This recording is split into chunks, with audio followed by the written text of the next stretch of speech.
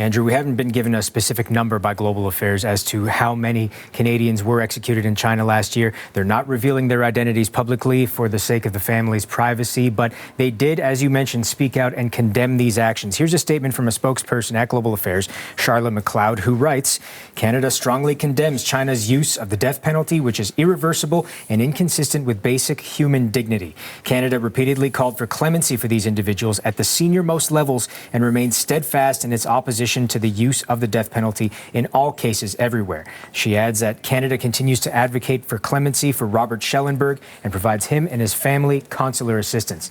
Robert Schellenberg is a key figure in all this. He has been in prison in China since 2014. He was at first given a 15-year prison term, and then 3 years later, his term was upgraded to a death penalty. This came shortly after Canada arrested Meng Wanzhou, who was the Huawei executive arrested in Vancouver in 2018. China at the time also retaliated by detaining Canadians Michael Kovrig and Michael Spavor in China. They've since been released, but Mr. Schellenberg remains in prison. He is not among those who was executed in China last year. Foreign Affairs has confirmed that with us. Now, in the meantime, we also got a statement from a spokesperson at the Chinese embassy in Canada, who tells CBC News China is a rule of law country.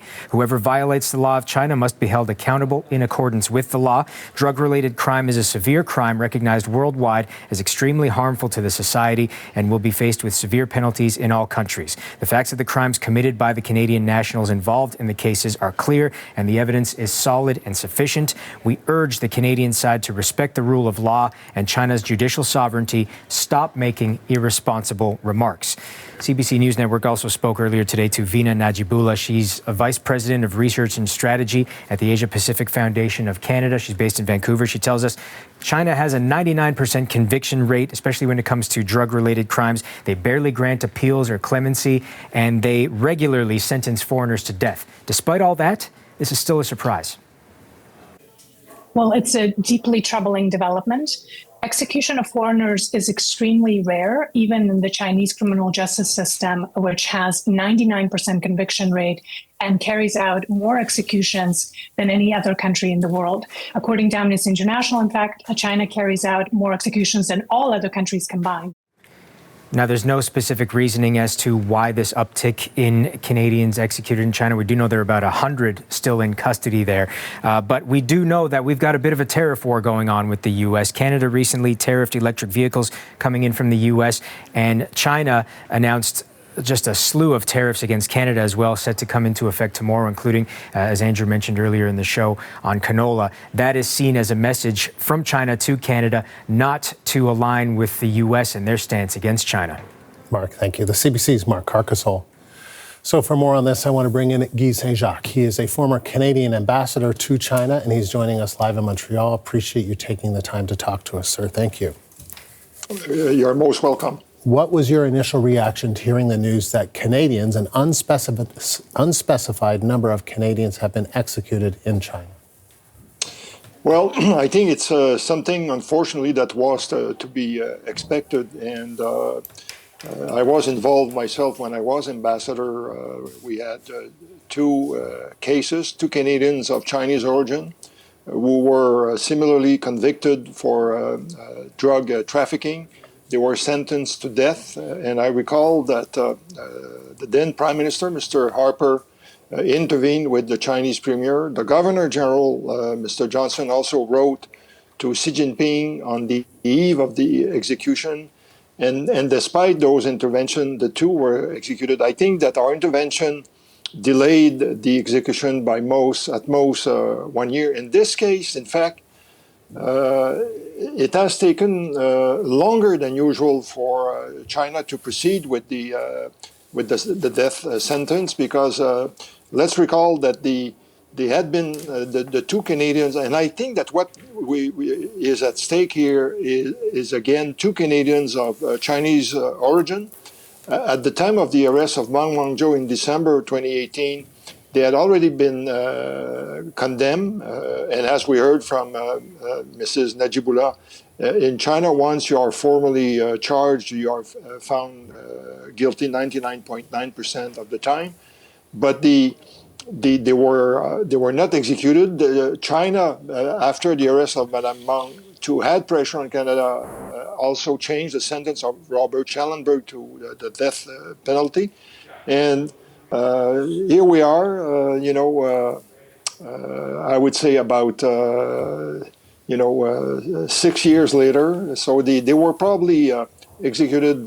We don't know exactly when, but I would say they got a reprieve of about 5 years before the execution was carried out. Okay, yeah, I want to ask you. I want to go back to your time as ambassador, but I want to stay in this moment just for a second to just kind of get a better sense. Do you know anything about who these Canadians could be? How many they could be? Why they could have been executed? Yeah. Well, China takes very seriously drug offenses, especially trafficking in drugs. And this goes back to the opium years, and China doesn't want to be faced with a problem. And I recall having discussion with Chinese officials. They said, we want to avoid a situation similar to that in your country where drugs are widely used, and therefore we will continue to apply very severe sentences to people that are convicted of drug trafficking. And of course, we would debate with them and say, we are totally opposed to the death penalty. You should, they should be sentenced to a life sentence, and that should be it. In the two cases, I was aware of those cases. I know that one person is a Canadian of Chinese origin who entered China on a Canadian passport, and therefore the embassy had consular access to this person. The second one, also a Canadian of Chinese origin, unfortunately entered China with a Chinese passport. Therefore, the Chinese authorities did not recognize his Canadian citizenship, and the embassy was never able to have access to him. But still, the embassy kept making démarches on those cases, as well as on the case of Mr. Schellenberg. I don't know if among the 100 or so Canadians who are actually detained in China, if there are any other drug offenses cases. The question that I'm asking myself, why have they decided finally to proceed with these executions? It could have been done some time ago, because the relationship has been bad since the arrest of Wang Wangzhou.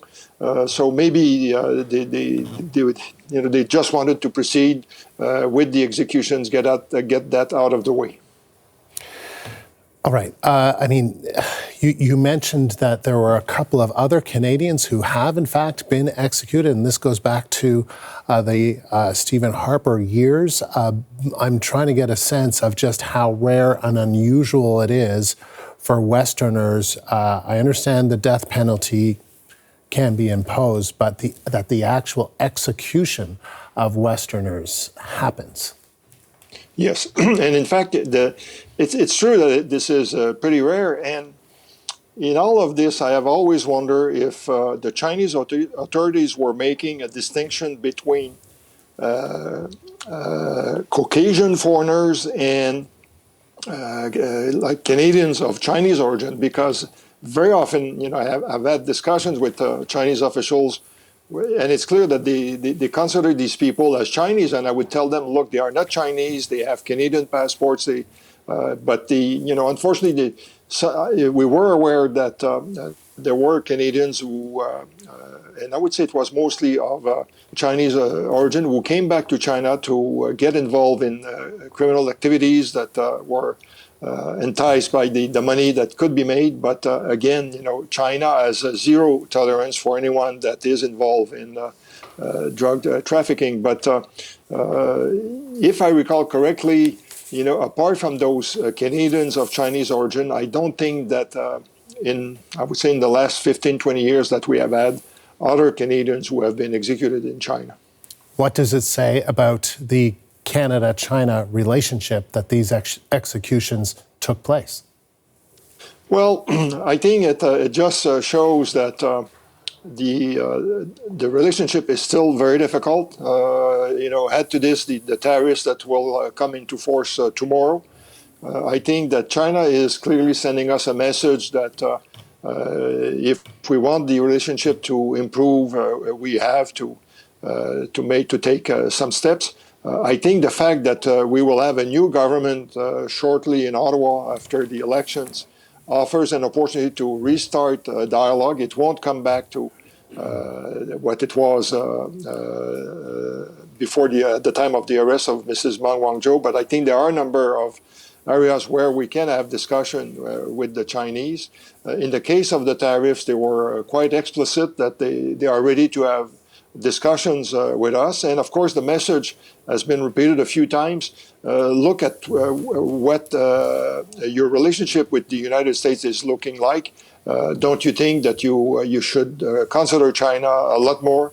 And we are ready to discuss with you. And I think that this will have to trigger in Ottawa some reflection on what can be achieved with China. I think, when I look at the trade figures, China remains a very important market for us. Last year, we exported almost $30 billion worth of goods. Canola was $4 billion of that. Other agricultural product, 8.7. We export a lot of minerals, more and more oil, but apart from natural resources, I think also that we could export technology related to environmental protection, renewable energy.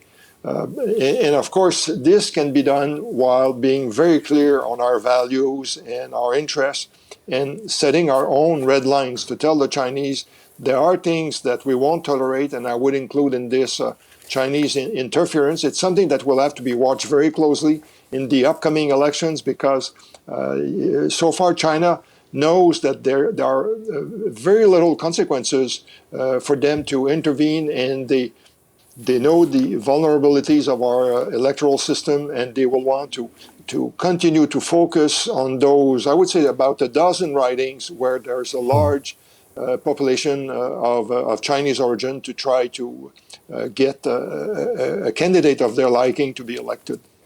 Just quickly, before I let you go, when you say a new government, I assume you're just saying there will be an election, a new government, whatever the political stripe, that will allow for the potential reset of the relationship. But when you talk about red lines, you talk about the trading relationship, executing Canadians, I mean, how should the Canadian government react to this? What kind of reaction should there be? Because this feels like it could be a very serious red line that China has crossed. Yeah, well, I think that China's position won't change on that. Again, for them, drug trafficking is a no-no. They will continue to send the message. And I think for Canada, there is a two-pronged approach. I think we have to remind Canadians, and this will have to be made explicitly in the consular advice for Canadians who want to travel to China, to remind them that the law can be very harsh, that if you are involved in drug trafficking, you will likely be executed. So to try to convince more Canadians not to travel to China, to engage into drug trafficking. And I think in parallel, Canada should work with other allies to try to impress on China that they have to change their ways, that they are now one of the very few countries that still continue to apply the death penalty, and that instead they should be sentencing these people to life sentences. Sir, appreciate your time and your insight once again. Thank you. Guy Saint-Jacques is a former Canadian ambassador to China.